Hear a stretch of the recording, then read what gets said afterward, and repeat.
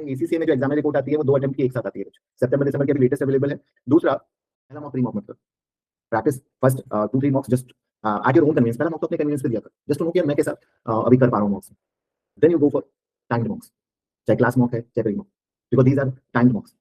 कोई बच्चा फार्मूला लगाना चाहे, बिल्कुल जरूरत नहीं है। Cumulative average time for 2 batches into time for first batch into learning batch. जब आउटपुट डबल होता है तो सिंपल मेथड लग सकता है ना, वो तो हमें तब लगाना पड़ता था, अगर आउटपुट डबल नहीं हो रहा है।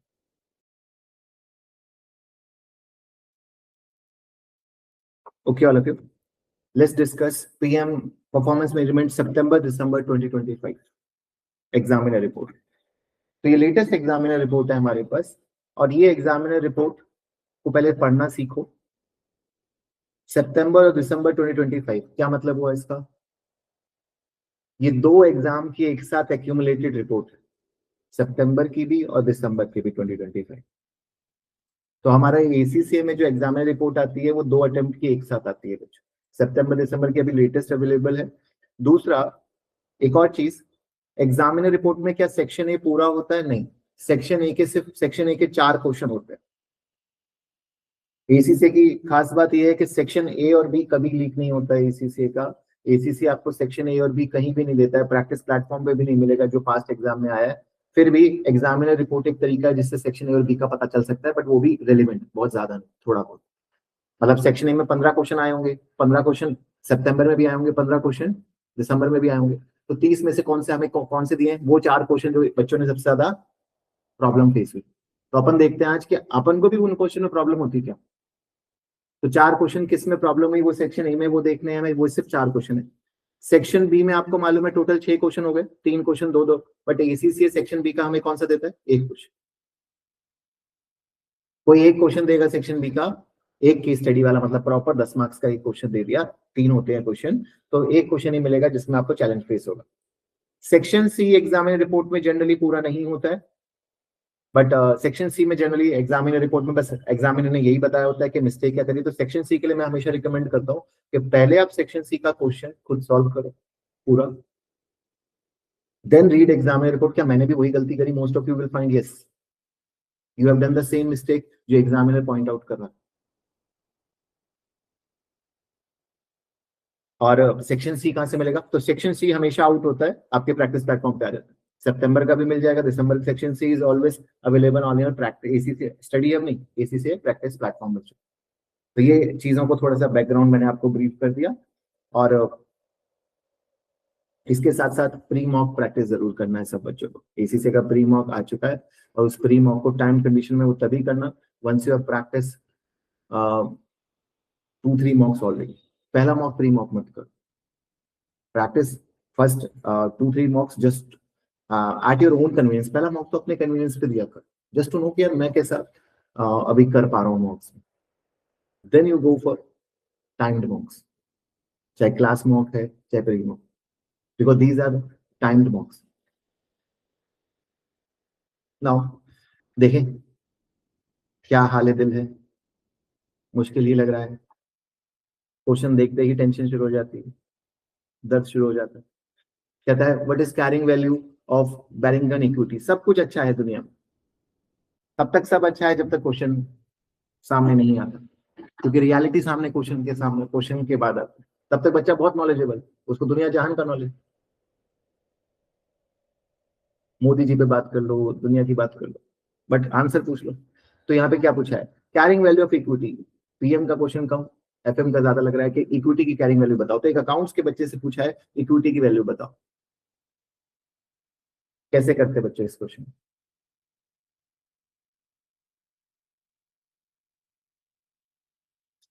ऑपरेटिंग प्रॉफिट दिया है मुझे 6 बिलियन का, profit for the period 4.2, interest to long term 4%, capital gearing based on carrying value debt equity. अच्छा बच्चों, capital gearing ratio based on carrying value debt is to equity. Interest coverage ratio 12 times. Beringen company currently has no short term borrowing, कोई short term borrowing नहीं है।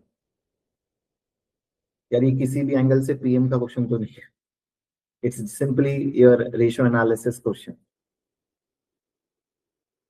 इसमें आपको ratios आनी चाहिए, जैसे आप 12th में नहीं करते थे, फाइंड एक्स, करंट रेशियो दिया है, क्विक रेशियो दिया है, करंट एसेट्स निकालो, उल्टा चलती। क्या करोगे सबसे पहले? अगर मुझे अगर देखो मेरा दिमाग तो ये कहता है कि अगर इक्विटी निकालना चाहते हो तो मैं डेट बाई इक्विटी रेशियो से नहीं निकाल सकता। 45% दी हुई है तो डेट बाई इक्विटी 45%, यानी डेट इज टू इक्विटी का फॉर्मूला बोला है तो 0.45 लिख सकता हूँ। 1 रुपए की इक्विटी है तो 0.45 का डेट है, लिख सकता हूँ। बट मजे की बात यह है कि ना मुझे डेट पता, अगर डेट पता होता तो क्या इक्विटी निकल नहीं जाती है? तो डेट निकालने के लिए मुझे एक चीज दी हुई, इंटरेस्ट कवरेज रेशियो दी हुई। कैसे? इंटरेस्ट कवरेज रेशियो क्या होती है? 12 is equals to profit upon interest. Profit upon interest होती है, प्रॉफिट कितना दिया है? 6 मिलियन। क्या मैं ये नहीं निकाल सकता? कितना आ गया? 2000। ये 2000 आपका निकल के आ गया बच्चों। इंटरेस्ट लॉन्ग टर्म डेट पे 4% बोला है, डेट का 4% 2000 होना चाहिए, डेट का 4% 2000 होना चाहिए, डेट निकल जाएगा इससे। मतलब मैथ्स क्या कर दोगे वो तो ठीक है, कंसेप्ट क्या है? डेट का 4% करेंगे तो 2000, डेट आ गया, डेट आ गया तो इक्विटी आ गया। देख लेते हैं कैलकुलेशन, तो आप करी होगी ना। देखो ये क्या है, rearranging this gives interest payable operating profit upon interest cover. 6 million को 12 से डिवाइड किया तो कितना आ गया? 0.5 मिलियन। ठीक है, चेक करें 0.5, आप लोग 2000 बता रहे थे।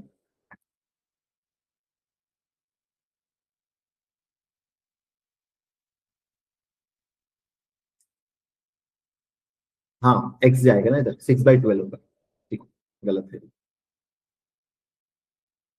भाई।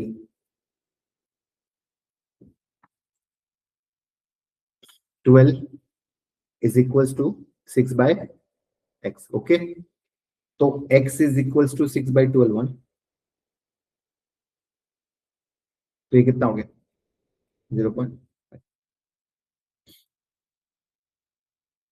0.5 यहाँ आएगा।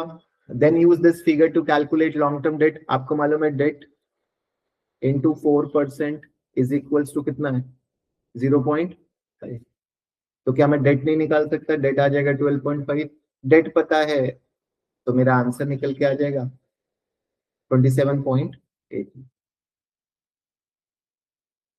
अब मैं समझ सकता हूं कि इस क्वेश्चन को मोस्ट डिफिकल्ट क्वेश्चन में क्यों डाला गया हो, क्योंकि इस क्वेश्चन के अंदर दो खतरनाक रेशो का यूज किया गया है, डेट इक्विटी और इंटरेस्ट कवरेज। बड़ी डेंजरस रेशो होती है बच्चों, ये कभी समझ नहीं आएंगे आप। आगे देखो,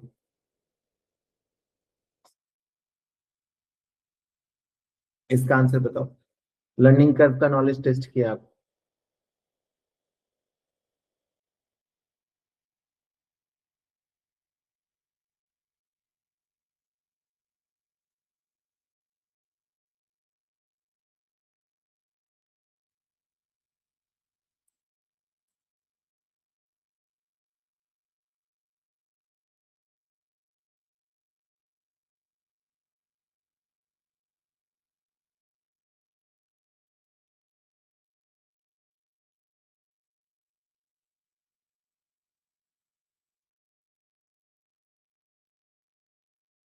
और कोई आप ये मत सोचना कि सर हमें कोई लॉग वाला फॉर्मूला लगाना पड़ेगा, ये बड़ा सिंपल वाला अप्रोच है।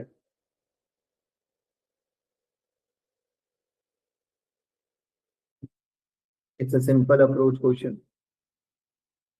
याद है ना, जब आउटपुट डबल होता है तो कैसे होता है? फर्स्ट वाला इंटू आर करते, लर्निंग रेट करते। 1500 इंटू आर इक्वल 1300। नहीं नहीं, 1500 आवर्स आपके लगे हैं किसमें? फर्स्ट टाइम में। तो यहाँ पे आपको क्या करना है? The second batch of Krish guitar to 1350 hours. तो बच्चों क्यूमुलेटिव एवरेज टाइम चाहिए होगा दो को, दो में कितना लगा होगा? कितना लगा है क्यूमुलेटिव एवरेज? पहले सेट में 1500, दूसरे में 1300, सेकंड बैच में, तो दोनों बैच में कितना लगा ऑन एन एवरेज?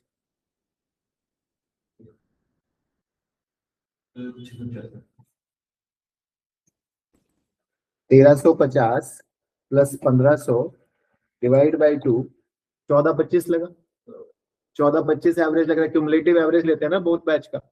तो फर्स्ट बैच में 1500 घंटे लगे हैं क्यूमुलेटिव एवरेज, और सेकंड बैच में क्यूमुलेटिव एवरेज जो आपकी आ रही है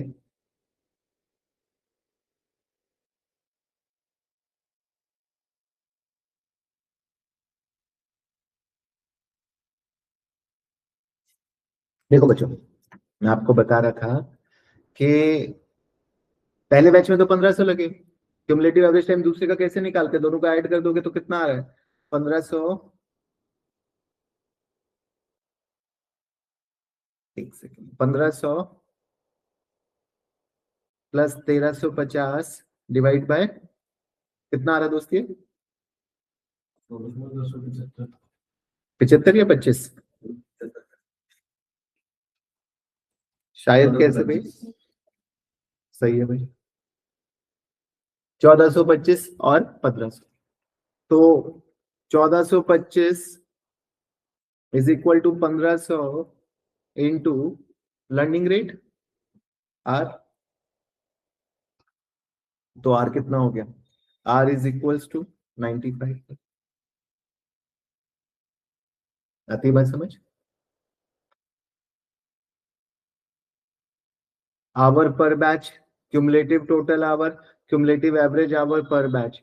तो कोई बच्चा फॉर्मूला लगाना चाहे बिल्कुल जरूरत नहीं है, cumulative average time for 2 batches into time for first batch into learning rate. जब आउटपुट डबल होता है तो सिंपल मेथड लग सकता है ना, वो तो हमें तब लगाना पड़ता था अगर आउटपुट डबल नहीं हो रहा है। तो मैं समझ सकता हूँ, आई थिंक ये उन बच्चों का गलत हुआ होगा जो लर्निंग करके प्रैक्टिस नहीं करते हैं। ये देखो तीसरा क्वेश्चन देखो, बट अभी तक मैं ऐसा नहीं मानूंगा कि बहुत बड़ा चैलेंज था, अभी तक ये 2 क्वेश्चन आप हमारे बच्चे नहीं कर सकते ऐसा नहीं है। देखो तीसरा लिखो, तीसरा लिखो।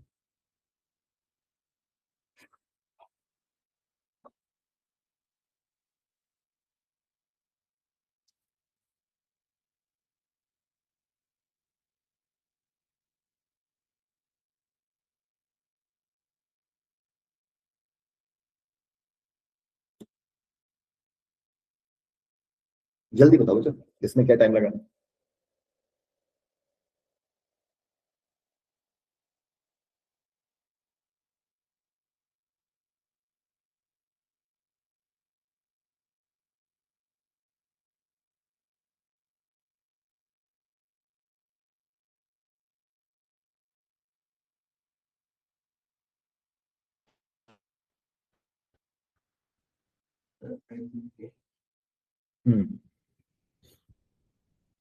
विच of the following statement related to full cost pricing are true. Full cost pricing क्या होती है, फुल कॉस्ट प्राइसिंग आपको याद हो तो उसमें हम क्या करते थे, कॉस्ट प्लस प्रॉफिट। कौन सा टॉपिक का नॉलेज टेस्ट हुआ है ये आपका, प्राइसिंग का। तो the pricing method allow business to set a low, ये प्राइसिंग कौन सी थी, कॉस्ट प्लस प्राइसिंग थोड़ी थी, ये तो पेनिट्रेशन प्राइसिंग थी। जब आप मार्केट में क्या करते हो, पेनिट्रेट करते हो। Suitable pricing method for use by retail organization, हाँ करेक्ट। जनरली रिटेल ऑर्गेनाइजेशन के लिए मेथड सुटेबल माना जाता है, कॉस्ट प्लस प्राइसिंग। क्यों माना जाता है इसके ऊपर मैं अभी आता हूँ, आप लोगों के मन में कोई थॉट है तो बताना है, जिन बच्चों ने सेकंड दिया। The pricing method will allow a business to maximise profit from sale of product. The pricing method, this pricing method will allow maximize profit from sale of product. ये बात सही है या गलत। बाकी जो कॉम्पिटिटर है अगर फुल कॉस्ट पे नहीं लेते तो हमारा मार्केट शेयर गिर जाएगा, तो हमारे लोग लेंगे नहीं। तो the pricing method will allow business to maximise profit from sale of product, wrong. बल्कि डिमांड बेस, कस्टमर बेस अगर आप स्ट्रेटेजी रखोगे तब प्रॉफिट मैक्सिमाइज होगा। What they are ready to pay then you can maximise the profit. Profit maximise तब नहीं होगा जो प्राइस आपने सेट कर दिया। कॉस्ट प्लस प्रॉफिट क्या कहता है, whatever cost you are getting उस पर प्रॉफिट थोड़ा रख दिया तो आपका प्रॉफिट मैक्सिमाइज थोड़ी हो जाएगा। This is not a way of maximizing profit, customer will not buy from you. आपने डिमांड देखी क्या, मार्केट डिमांड देखी क्या, चीजों को देखा, नहीं समझा, आप तो सिंपल थर्ड भी नहीं होगा। तो प्रोसेस ऑफ एलिमिनेशन से एक बात समझ आती है कि इसका आंसर देखो पहला नहीं हो सकता। तो एक समझदार बच्चे को समझना है कि सी और डी नहीं हो सकता, बट इसके मोस्ट ऑफ द आंसर बच्चों ने बी किया होगा। एग्जाम में, क्योंकि suitable pricing method for retail organization में तो दिमाग ही नहीं चलता। जब आप इसको पढ़ते हो तो आपके दिमाग में कुछ आता ही नहीं, ब्लैंक रहता है कि किसी ऑर्गेनाइजेशन के हिसाब से कैसे हो सकता है कोई मेथड, आप तो ये सच सोचोगे। तो इसलिए मैं एग्जाम के सिनेरियो के हिसाब से अगर सोचूं तो मेरे को पक्का मालूम है बच्चा यहाँ पे बी टिक करके आएगा। बट आप में से कोई मुझे एक रीजन दे दे कि सर ये रिटेल के लिए अच्छा क्यों है, क्योंकि अब तो मैंने सही भी बता दिया, तो भी आप रीजन दे दो तो बात बने। अच्छा, रिटेल छोड़ो, कॉस्ट प्लस प्राइसिंग मेथड की एडवांटेज डिसएडवांटेज अगर पढ़ी होती तो आपको ये बात पता होती कि कॉस्ट प्लस प्राइसिंग मेथड कौन से बिजनेस के लिए अच्छा।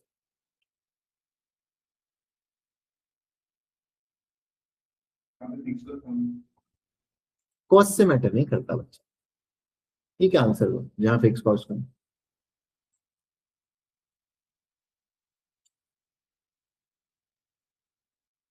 How does cost impact your method? Cost तो कंट्रोल करनी ही है हमें तो।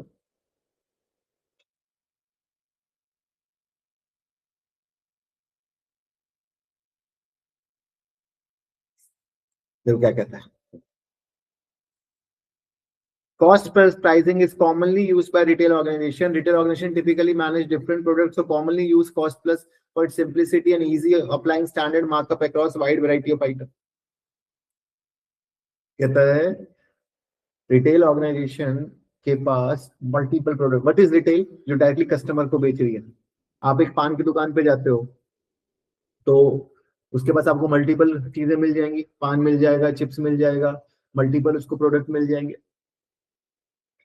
तो वो बहुत दिमाग नहीं लगा सकता, मल्टीपल प्रोडक्ट्स हैं, मल्टी आइटम्स हैं, वो सिंपल क्या कर सकता है, सिंपल क्या चूज कर सकता है, जितना मेरा कॉस्ट आया प्रॉफिट जोड़ा और बेच दिया।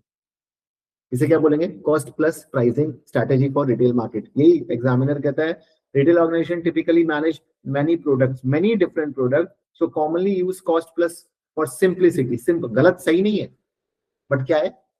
Simple. And ease of applying standard markup across wide variety of item. तो कॉस्ट प्लस में अपन क्या करते हैं, एक फिक्स्ड मार्कअप लगा देते हैं। तो जब मैंने फिक्स्ड मार्कअप लगा दिया तो जिसकी कॉस्ट कम उस पर प्रॉफिट कम, जिसकी कॉस्ट ज्यादा उसकी कॉस्ट ज्यादा। दिमाग में लगाना पड़ा ना मेरे को हर के लिए प्राइसिंग सेट करने के।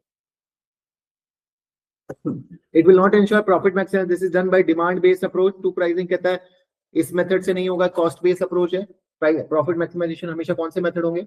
Demand based approach. हमने पढ़ा भी था ना प्रॉफिट मैक्सिमाइजेशन पॉइंट जब निकाला था तो हमने क्या देखा था? डिमांड और प्राइस का relationship. And penetration pricing is the approach for initial gain market, not cost based pricing. Good question. ये बताओ, ट्रू फॉल्स बताना है, बिग डाटा का क्वेश्चन। 4 स्टेजेस याद है ना बिग डाटा पिरामिड की? कौन कौन सी 4 स्टेजेस है? सबसे पहली स्टेज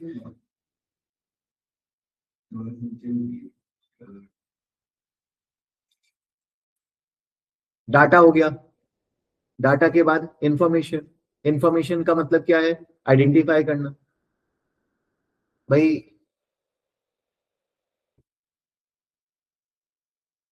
मिस्टर जॉन कौन सा प्रोडक्ट खरीदता है? हमारी कंपनी में मिस्टर जॉन या मिस्टर जॉन को कौन से प्रोडक्ट खरीदने हैं, ये क्या होगी? इन्फो। अब हमें मिस्टर जॉन, हमें एडवर्टीजमेंट इसी प्रोडक्ट की ज्यादा करनी चाहिए। हमारा सबसे ज्यादा प्रोडक्ट कौन सा बिकता है? वो इन्फो है। बट हमें इसी प्रोडक्ट की एडवर्टीजमेंट करनी चाहिए, वो क्या है? Knowledge. And once you do it is wisdom. तो wisdom is value added by use of insight. Yes, true. Wisdom is the final decision where you add value, you take decision, you do something. Information demonstrate how connection and links could be applied. Application पे नहीं, ये क्या करता है? Identification पे। ये सिर्फ आपको कनेक्शन और लिंक्स बता देगा, कस्टमर क्या खरीदता है, क्या कैसे उसके बाइंग पैटर्न है वो बता देगा, बट अप्लाई कैसे करना है वो इन्फॉर्मेशन का काम नहीं है, वो नॉलेज का काम है। फॉल्स हो गया। Knowledge stage highlight the existence of, ये तो कौन करता है? Info stage. नॉलेज स्टेज तो एप्लीकेशन की बात करती है, उल्टा कर दिया है, ये इन्फो होना चाहिए था और ये एग्जामिनर रिपोर्ट का क्वेश्चन है ये, वैसे हमने डिस्कस कर लिया होगा क्लास में एग्जामिनर रिपोर्ट का क्वेश्चन, कोई दिक्कत नहीं। सेक्शन बी पे आ जाते हैं। क्या कहता है? In this section, we will look in detail at a C's covering target costing from syllabus area B, specialist cost management accounting technique. ये क्या कह रहा है बच्चों?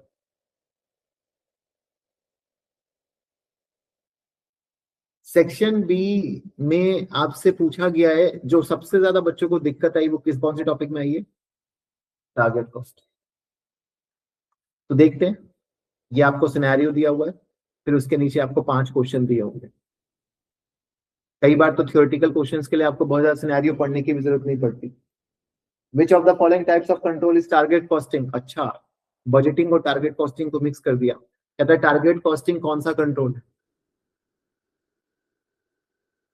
फीडबैक कंट्रोल है, positive feedback, negative feedback, double loop feedback, feed forward, कौन सा है?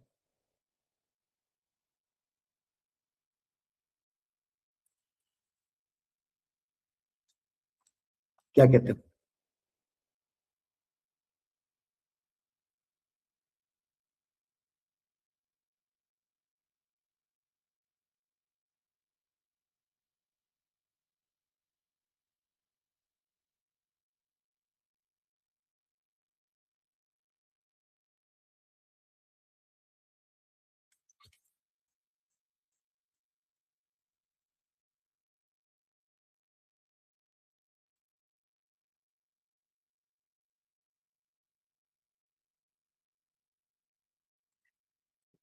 आप में से किसी बच्चे को फीडबैक और फीड फॉरवर्ड कंट्रोल में फर्क मालूम है?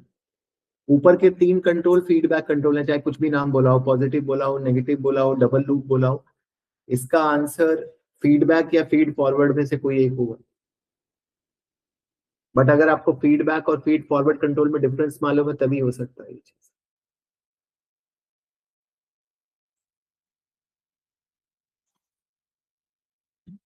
अरे बच्चों, फीडबैक कंट्रोल वो कंट्रोल होता है जब जो इवेंट से पहले, एक कंट्रोल होता है जो इवेंट होने से पहले होता है, और एक कंट्रोल होता है इवेंट होने के बाद।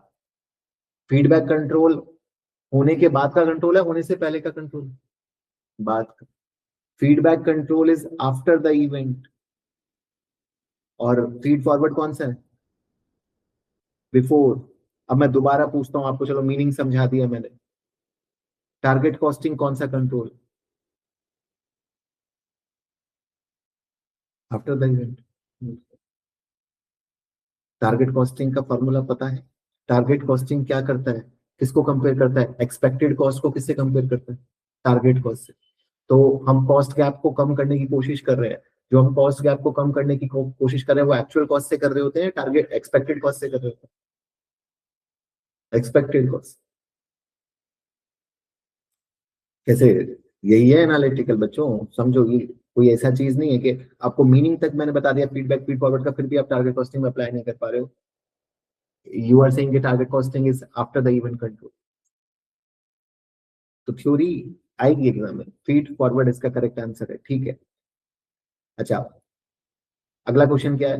What is the target cost per Zone of printer in the current year? अब पूछा आपसे, टारगेट कॉस्ट पूछ रहा है पर जोन ऑफ प्रिंटर, मतलब इस क्वेश्चन में क्या निकाल के देनी है? Target cost. मतलब कॉस्ट होनी क्या चाहिए, टारगेट कॉस्ट निकलती कैसे?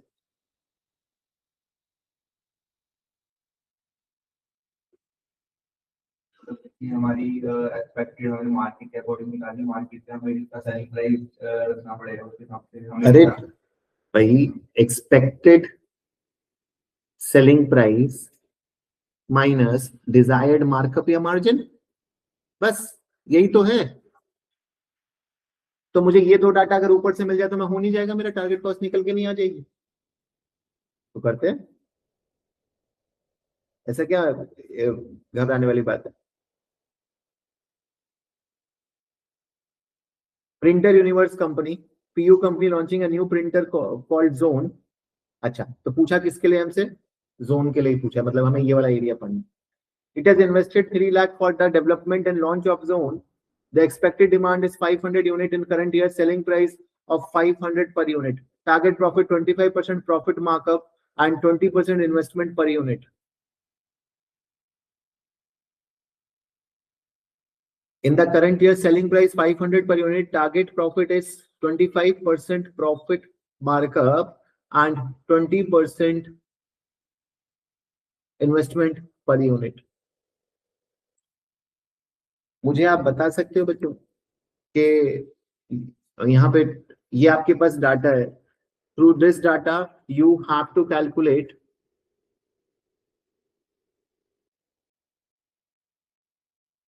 your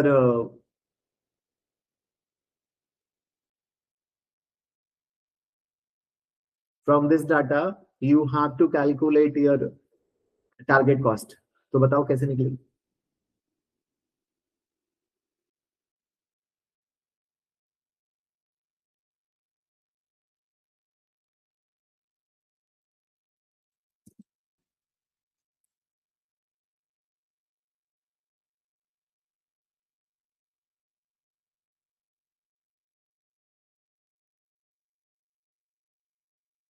बहुत सिंपल हो गया भाई. जो पढ़ा हमने मेरे को सिंपल मालूम है. सेलिंग प्राइस कितना 500 हर बच्चे को मालूम. प्रॉफिट में कंफ्यूजन हो रही है. प्रॉफिट क्या लेना है हायर. दोनों में से हायर. वर्ड क्या यूज किया है. Target profit is higher. तो 25% मार्कअप बोला है 500 पे. 500 सेलिंग प्राइस है. मार्कअप के केस में इक्वेशन क्या बनेगी 25% markup. 100 plus 25 divide by equals 125. तो 500 इंटू 25 बाय 125 कितना आ रहा है. हेलो अरे प्रॉफिट बचा. प्रॉफिट कितना आ रहा है 100 आ रहा है ना. 100 ठीक. 400 कॉस्ट आ रही. दूसरे केस में 20% ऑफ रिटर्न. तो 20% रिटर्न कितना हो गया. 20% इन्वेस्टमेंट पर यूनिट बोला है. इन्वेस्टमेंट कितनी करी है 3 लाख. 3 लाख का 20% कितना हो गया.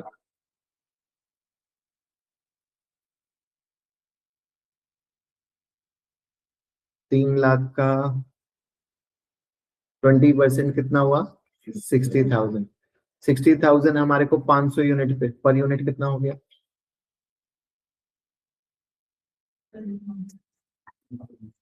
120. 60,000 डिवाइड बाय 500 120.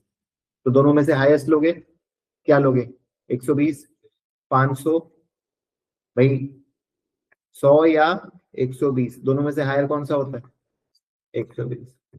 तो उस 500 में से 120 के टारगेट कॉस्ट कितनी होगी.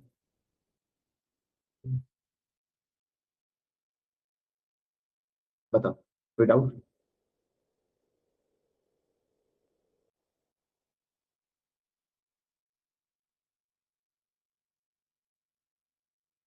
यही सॉल्व किया है. 25% markup. Return on investment 100 and 120 बच्चों. 500 में से 120 गए 380 per unit of.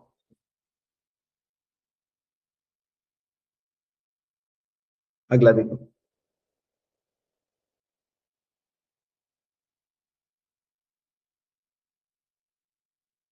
What is the maximum rate per gram of ink which PU can pay to avoid a cost gap for Z1 cartridge?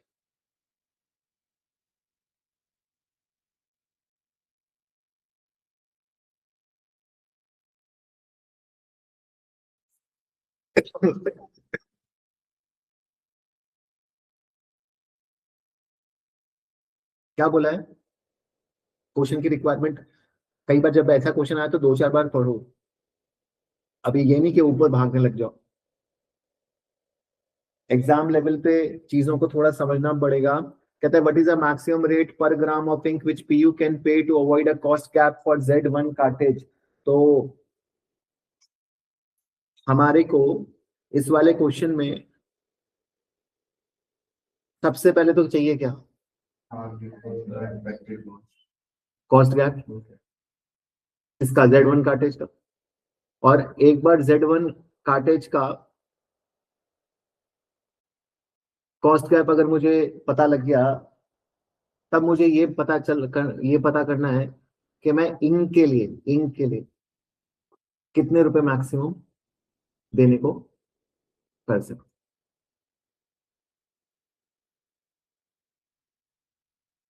मैं इंक के लिए maximum कितना पे कर सकता हूं पर ग्राम बोला है, जिससे मेरी टारगेट कॉस्ट क्या हो, मतलब मुझे इतना बताना है कि what is the maximum rate per gram of ink which you can pay to avoid a cost gap for Z1 cartridge। कितना मैक्सिमम पे कर सकता हूं कि Z1 कार्टेज में कॉस्ट गैप ना आए।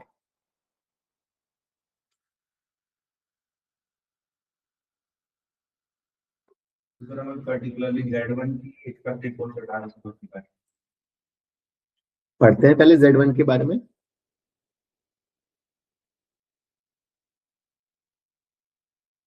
देखो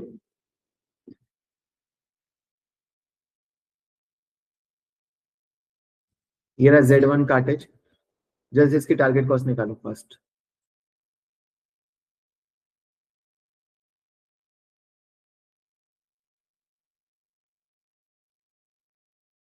प्राइस कितना है 110, मार्जिन कितना है 25%, तो मार्जिन हटा दो, 110 का 75% कर दो, 82.5 $82.5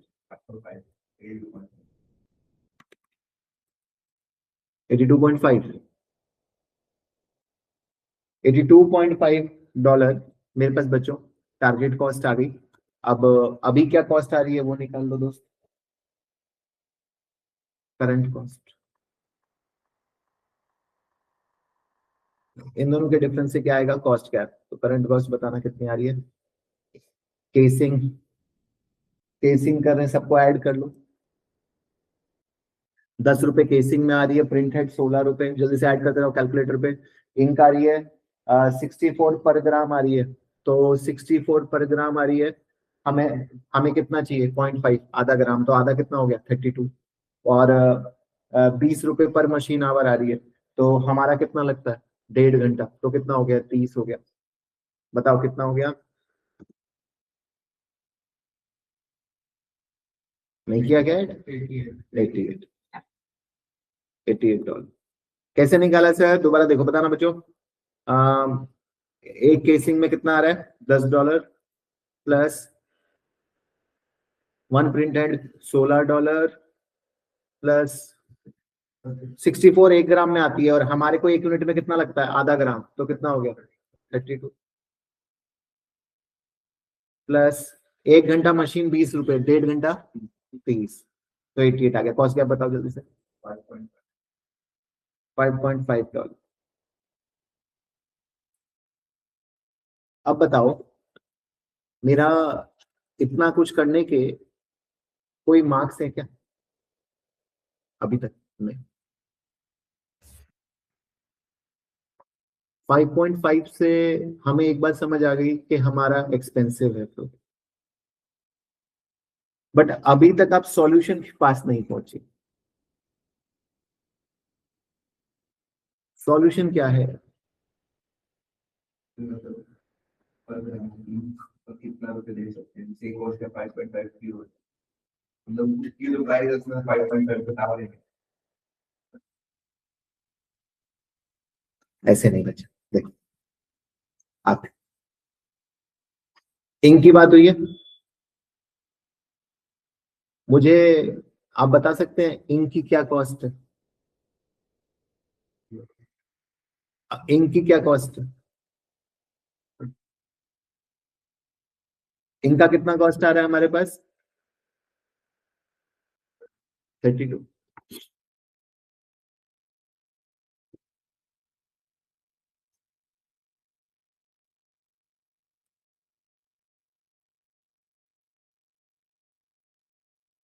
अब देखो इंक की कॉस्ट है 32, मेरी टोटल कॉस्ट कितनी आ रही है 88। अब समझ आई, बहुत इंपॉर्टेंट पॉइंट है, यहाँ पे फंसोगे। इंक की कॉस्ट है 32 और मेरी टोटल कॉस्ट है 88, तो इंक मेरी बाकी चीजों की कॉस्ट कितनी आ रही है 56।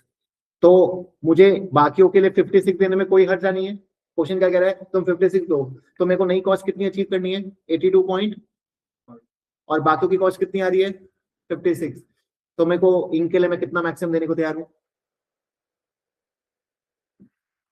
82.5 माइनस 56, 26.5। और ये आंसर भी सही नहीं है, मार्क्स नहीं मिलेंगे।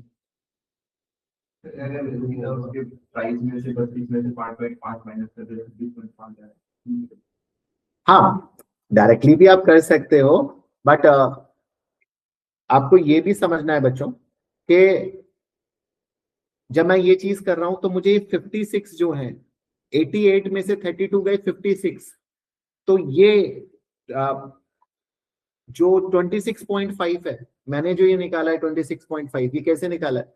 मैंने यहाँ पे ये कंसेप्ट भी आपको समझाया कि बाकियों की कॉस्ट कांस्टेंट रखनी है। इस बात को समझो कि इनकी कॉस्ट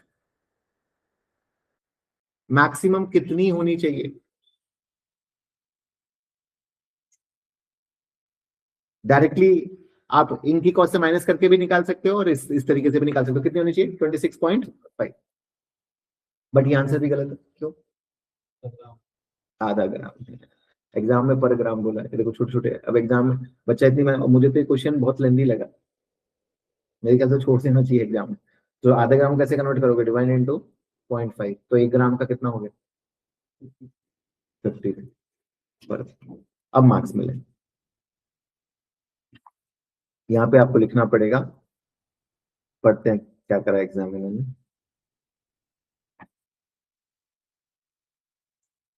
अच्छा, ऑप्शन भी अच्छी बात है। 50, आधा ग्राम वाला ऑप्शन भी है। चलो यहाँ तो बचा लिया। तो द करंट कॉस्ट 88, 88 5.5 हमारी तरह कॉस्ट गैप निकाला। If you look total actual cost without ink कहता है 56। The difference of target cost, ये बहुत इंपॉर्टेंट है, डायरेक्ट मत करना, मैं फिर आपको समझा रहा हूँ। बात आपकी सही है कि सर 5.5 का कॉस्ट गैप है, 32 की इनकी कॉस्ट है, 32 की इनकी कॉस्ट में से हमने क्या हटा दिया? 5.5। तो हम मैक्सिमम इंक के लिए कितना पे करने को तैयार है? 26.5। सारा का सारा कॉस्ट गैप हमने किससे रिकवर किया? इंक से। बट जो एग्जामिनर का एक्सप्लेन करने का तरीका है वो ज्यादा बेटर है। कहता है the difference to target cost of 82 to 56 is 26.5 which is how much the ink required for cartridge can cost. तो मैक्सिमम, क्योंकि हम यहाँ पे टारगेट कॉस्ट से कंपेयर करके देखना चाहते हैं, तो मैक्सिमम कितना पे कर सकते हैं? 26.5, और इसको कन्वर्ट किया तो 53 है।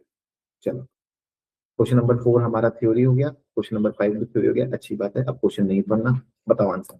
आंसर देखिए, विच of the following activity should PU company undertake to close the cost gap of Z1 cartridge? कितना होगा? Increasing selling price of cartridge in the market.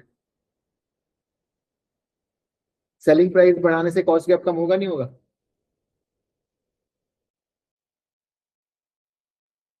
Selling price को बढ़ाने से कॉस्ट गैप तो कम होगा। बताओ बच्चों, मेरे ख्याल से तो सेलिंग प्राइस को बढ़ाने से कॉस्ट गैप कम होगा। फिर ये आंसर गलत क्यों है? अरे भाई, कॉस्ट सेलिंग प्राइस बढ़ाना कोई आसान काम है क्या? टारगेट कॉस्टिंग का सारा मकसद ही यही है कि सेलिंग प्राइस को ना करके कॉस्ट को कंट्रोल करना। तो मैं तो टारगेट कॉस्टिंग का मतलब ही, अगर सेलिंग प्राइस ही बढ़ सकता होता तो फिर तो कॉस्ट प्लस प्रॉफिट प्राइसिंग हो जाती, जो तुम्हें मार्जिन लगा के चार्ज कर सकते हो, जो मर्जी। रिटेल बिजनेस हो गया अपना धंधा, जो मर्जी चार्ज कर लिया। Reduce the amount of ink supplied in the cartridge. Reduce the amount of ink supplied, ये कोई तरीका थोड़ी है कि पैसे बचाने के लिए क्वालिटी गिरा दो, सामान की चोरी कर लो। सामान ही मत दो, पैसा बचाना, आधा सामान दे दो। तो ये नहीं। सही आंसर क्या? सी और D. Negotiate a bulk purchase discount obviously, accept a lower profit margin being achieve on the cartridge. तो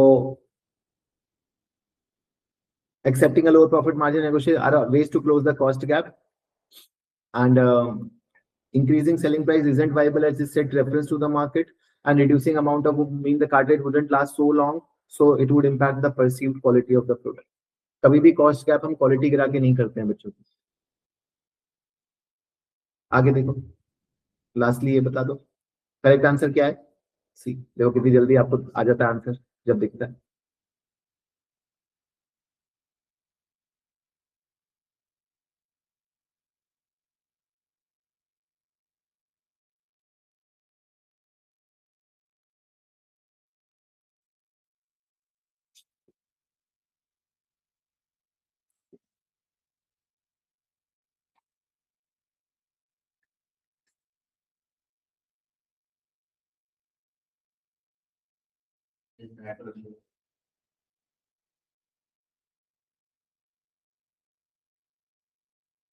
इनमें से सर्विस की कौन सी कैरेक्टरिस्टिक नहीं है? इंटेंजिबिलिटी कैरेक्टरिस्टिक है, सर्विस टच कर सकते हो, नहीं टच कर सकते, intangible. Production, consumption, service occur simultaneously, yes.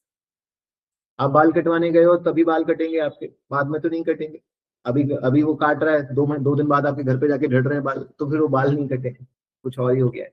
Service provided can not be stored and used at later date, perishable service आप स्टोर नहीं कर सकते। तो quality and consistency of service is homogeneous, wrong, it is heterogeneous. Same नहीं होती homogeneous, मतलब service is every service is same, no. Every service, 10 doctor हैं, every doctor have a different way of treating the patient, not every service is same. तो ये बच्चों आपके section B में आया था पास्ट एग्जाम में, तो आप देख सकते हैं कि सेक्शन ए और बी का क्या लेवल का टेस्टिंग। डिफिकल्ट नहीं है बट कंसेप्चुअल तो, कंफ्यूजिंग तो। इट्स नॉट लाइक के एक बच्चा अनक्लैरिटी के साथ, अनप्रैक्टिस हॉच पॉच माइंड के साथ इन क्वेश्चंस को अप्रोच कर सकते।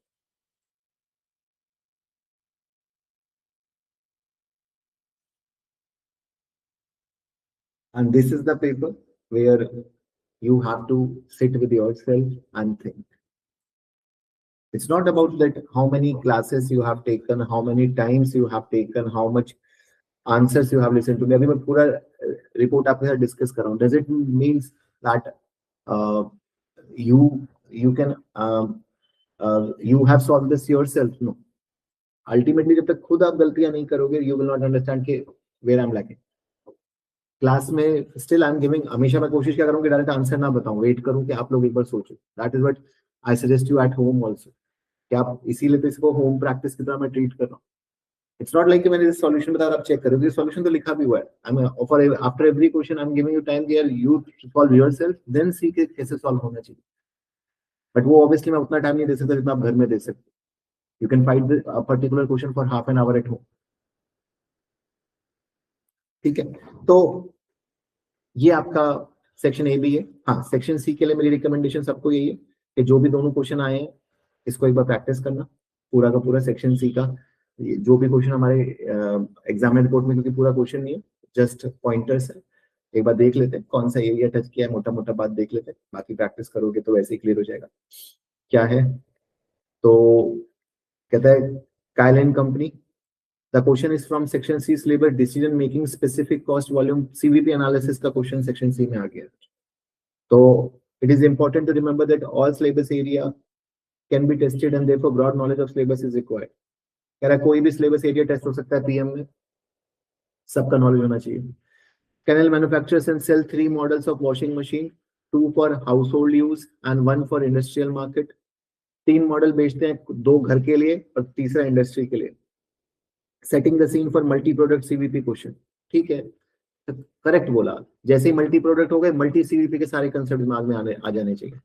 The scenario provides information on the product selling price, cost, as well as some details about new chief executive setting target profit. As is typical of this type of question, a mix of calculation and discussion analysis of calculation is required. Calculate the contribution to sales ratio for each of the 3 module of washing machine and overall weighted average contribution sales ratio of Kyle company. क्या ये चीज don't you think के 3 marks के लिए बहुत अच्छी बात है? सिंपल चीज पूछिए, पढ़ के समझ आता है। कैलकुलेशन में देखो कहाँ प्रॉब्लम है, अब खुद कह भी रहे वो, this should be fairly straightforward start to the question with a number of different methods that can all achieve the same correct answer. The key word here is overall, so it is not individual product CS ratio that are required, but the overall weighted average value. The simplest method of calculating is to divide the total contribution upon total revenue. तो ये पढ़ लेना खुद से। Calculate margin of safety as a percentage of client company and explain the implication of margin safety percentage for client company. पता है आपको margin of safety कैसे निकलती है? जितना हमने एक्सपेक्टेड सेल्स करी है माइनस ब्रेक इवन से।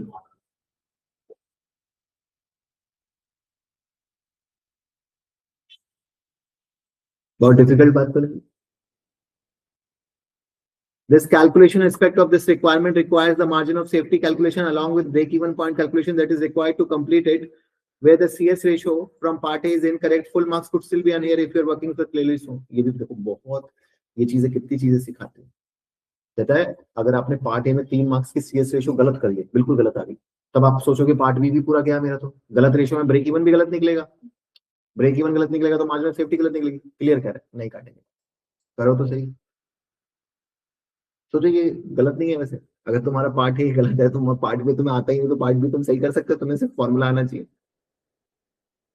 तो कितना बेनिफिट है, बट बच्चों को ये बातें नहीं पता होती, वो छोड़ ही आते हैं क्वेश्चन, पार्ट ए में उलझे, पार्ट बी को किया ही नहीं, होपलेस हो गए।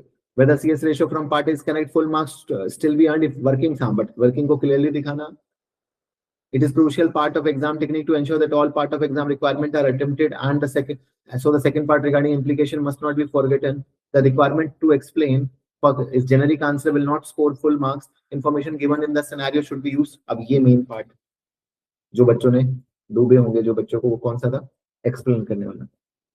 Based on current selling price, calculate sales revenue required for Kalyan company to achieve CEO target profit. Discuss feasibility of this target profit. 4 marks के लिए बहुत मुश्किल नहीं है यार, ये भी इसमें भी कैलकुलेशन प्लस एनालिसिस है। Explain the implication of increasing sales volume of Jumbo on the overall weighted average ratio cost volume profit analysis. So part 1 here again has both calculation and discursive element to it. The discussion requires reference to the fact given in the scenario of Kyle company and clear consideration to feasibility of achieving the target. Simply restating relevant fact will be insufficient to earn the marks. तो 2 line में पूरा ब्रह्मांड का knowledge है आप लोगों के लिए कि डिस्कशन में सिनेरियो को सीधा सीधा कॉपी पेस्ट मत कर देना या जनरल बात मत लिखना, लिखना रेलिवेंट है रीजनिंग के साथ जस्टिफाई करते हुए। The discussion require reference to the fact given in the scenario and a clear consideration to feasibility of achieving the target. तो हर डिस्कशन को किससे रिलेट करके लिखना है, टारगेट अचीव करने की।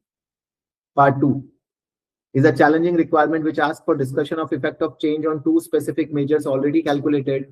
The most common mistake was to discuss the effect on Kyline in general, hence failing to directly address the requirement. आपने जो पहले निकाले मार्जिन उनमें सेल्स को चेंज करके इम्पैक्ट निकाल के फिर बात करनी थी, डिस्कस करना था, स्पेसिफिक जनरल डिस्कशंस नहीं करनी थी। A strong answer would recognize that differing CS ratio and highlight the fact that Jumbo is lowest of all CS ratio, hence would have a negative impact on overall figure but volumes to increase. तो question specific certain points हैं जो बच्चों को यहाँ पे discuss करने थे। Discuss 2 limitation of cost for planning and decision making. अब देखो सीवीपी की लिमिटेशंस,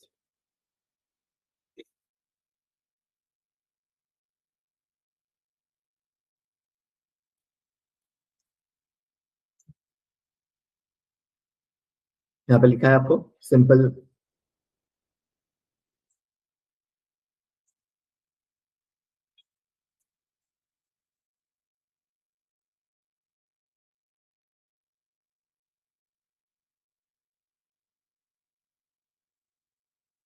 एक बार जनरल नोट कुछ दिया है, ये पढ़ना जरा। Question regularly specify the number of decimal places that answer should be shown in part A and B in this question, for example. तो ध्यान रखो कि जितना क्वेश्चन आपको डेसिमल स्पेसिफाई करने के लिए बोल रहा है आप उतना ही यूज करो। Candidates should ensure that as a part of their exam preparation they become familiar with the software they will use using their exam। तो किसकी बात कर रहा है, प्रैक्टिस प्लेटफॉर्म की। Changing the number of decimal places shown is quick and easy within the spreadsheet response area. If candidate is not using spreadsheet functionality and choosing to carry out separate calculation, enter the figure, this may lead to certain problem. मतलब आप calculator पे copy करके अगर लिखते हो, Excel को use नहीं करते हो, there is a risk of error entering answer, lack of working shown, answer may be rounded incorrectly in error.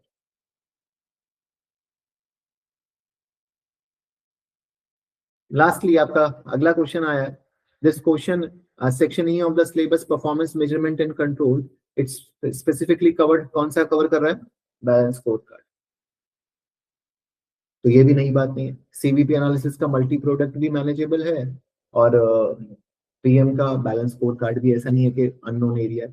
Balance score card require calculating both financial and non financial performance indicator analysis. The scorecard objective within each element, वही critical success factor लिखना, KPIs लिखना, उनको justify करना, that is the main portion from balance scorecard, चाहे financial perspective से हो, चाहे customer perspective से, चाहे लर्निंग ग्रोथ पर्सपेक्टिव से हो, इनोवेशन हो, तो किसी भी एरिया पे आपको बात करनी है. The scorecard objective within each element and a performance measure relating to these objectives are provided within the scenario. Summary performance information for 2 years is also provided, including percentage change between 14 and 15. Glen is a global manufacturer of washing machine and is market leader in manufacture of energy efficient machine. The scenario provides information about economy, which is suffering a downturn. It also provides internal information about current goals, its value, which focus on quality and innovation. तो ये कोई नया बात नहीं है बच्चों. Balance score card का कोई भी क्वेश्चन उठाओगे उसमें इतना सारा डाटा होता ही है, पर वो डाटा में से कौन सा डाटा क्या है वो आपको समझ जाना है. कुछ डाटा होता है कंपनी के गोल्स के बारे में, वैल्यूज के बारे में, कुछ डाटा होता है उसका पास्ट ईयर का, नेक्स्ट ईयर का. तो वो डाटा सेग्रीगेट करना सीख गए अपने दिमाग में, तो आपको पता है मुझे कौन सा डाटा कब यूज करना. Using the template provided calculate performance measure for the year end and prior figure. तो यहाँ पे आपको सिंपल एक टेम्पलेट प्रोवाइड करिए, आपसे कुछ रेशियोज निकलवा रहा है, 3 के मार्क्स है, 5 मार्क्स कैलकुलेशन के.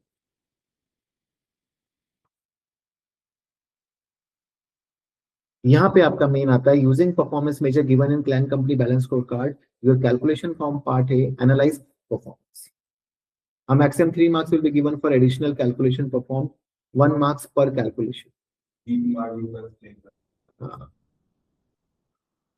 मतलब आपने कोई कैलकुलेशन एडिशनल करी है जो पहले नहीं करी, अगर आपने वो करी है तो आपको 1 मार्क्स मिल सकता है, और पूरे पेपर पूरे 15 में से 3 मार्क्स मिल जाएंगे कैलकुलेशन. मान लो मुझे कुछ जस्टिफाई करने के लिए कोई रेशियो निकालनी पड़ी, कोई कैलकुलेशन करनी पड़ी, तो that will also give you marks.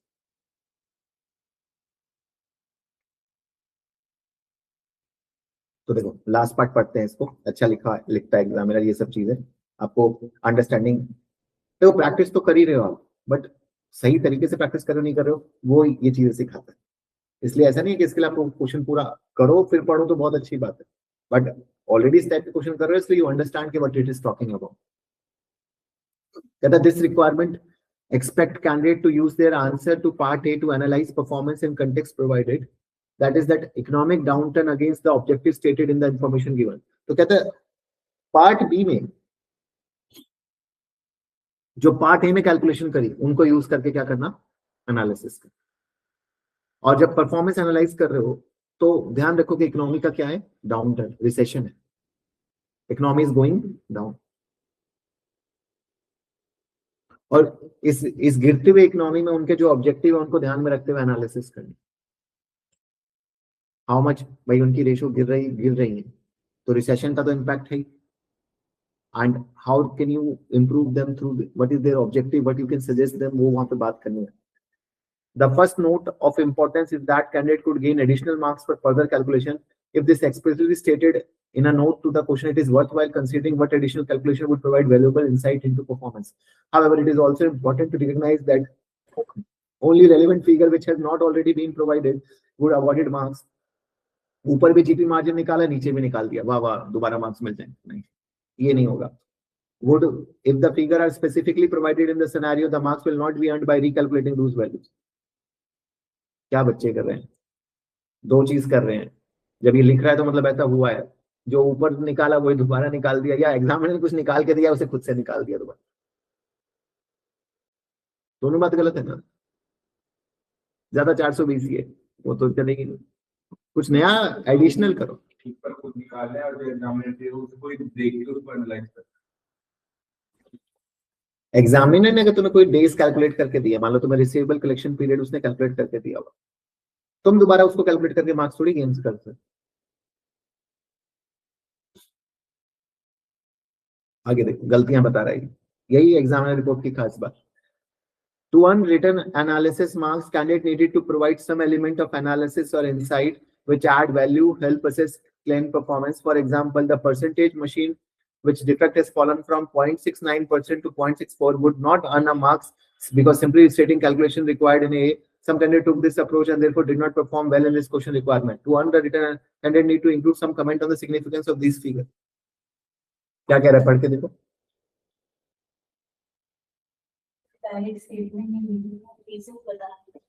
हाँ सिनेरियो से लिंक करना है, रीजनिंग भी चलो आपको नहीं समझ आ रहा है तो उसका इम्पैक्ट, उसका रीजनिंग सिनेरियो से लिंक करके उसके बारे में बात करना कि व्हाई इट हैज हैपेंड, या इसका क्या ऑब्जेक्टिव पे क्या इम्पैक्ट आएगा कंपनी के. बिजनेस ओनर कितना सोचना है, Strong answer would take either a new calculation or one calculated in the part A and use it to develop an answer which provides. अब एक अच्छा बच्चा, एक strong बच्चा कैसे करता हो ये समझा, उसका माइंडसेट क्या होता है, ये है माइंडसेट. आप कहते हो सर माइंडसेट क्या रखना है एग्जाम के क्वेश्चन में, ये माइंडसेट रखना. स्ट्रॉन्ग आंसर, एक अच्छा बच्चा क्या करेगा, वो टेक अ न्यू कैलकुलेशन, और जो आपने पार्ट ए में करी वो ली और उसको एनालाइज किया सबसे पहले, and use it to develop answer which provide insight into performance of Klein. और अल्टीमेटली ऑब्जेक्टिव क्या है, किसी भी एनालिसिस के पीछे ऑब्जेक्टिव क्या है, क्लेन की परफॉर्मेंस जानना. तुम आइडेंटिफाई कर रहे हो, तुम बात कर रहे हो अपने दोस्त की, अपने यार की नहीं, उसे क्लेन की जाननी है तो क्लेन की परफॉर्मेंस ही बताओगे हर बार, और कोई दुख दर्द नहीं जानना उसे. Use it to develop an answer which provide insight into performance. For example, it was possible to calculate the decline in industry sales, which would make an excellent competitor for the decline in Clen's revenue. Considering therefore the difference between weaker answers suggesting that Clen has done badly against growth objective due to decline in revenue, with a strong answer that although Clen has declined revenue of 9.1% and therefore not meeting the objective for growth, the market has declined by 11.9%. Therefore, Clen is beating the market. This is further supported by increase in market share. इतना लिख सकते होते तो बात ही क्या. क्या लिखा इसने, क्या समझा है?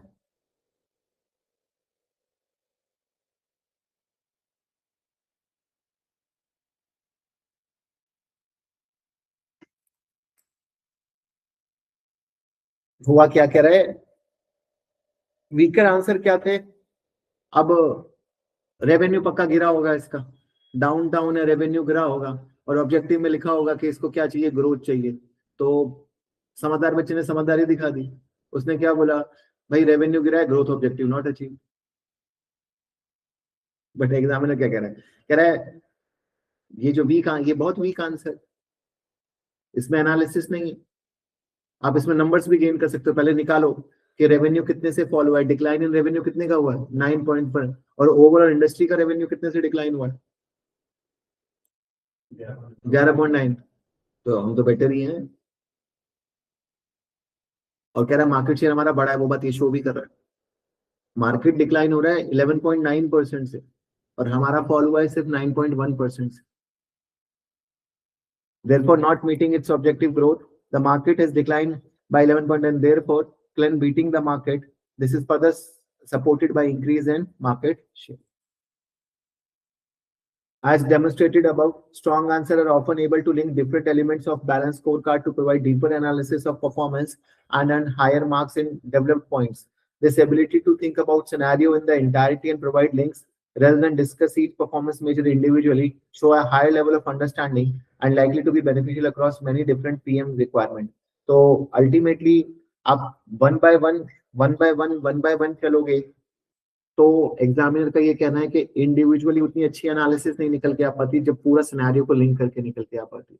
अब उतना आसान नहीं है बच्चों, वो चीज तो बहुत प्रैक्टिस से आती है. जैसे यहाँ पे रेवेन्यू को डिक्लाइन करके बोल दिया कि ग्रोथ नहीं हो पा रहा, ठीक है, रेवेन्यू डिक्लाइन हो रहा है तो you are not achieving growth, but उसके साथ साथ क्या लिंक करा है, मार्केट की डिक्लाइन और मार्केट की growth.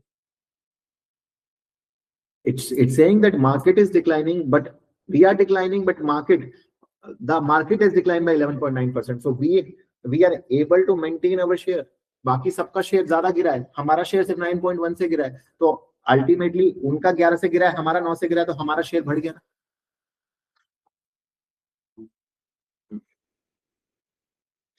So this further supported by increase in market share.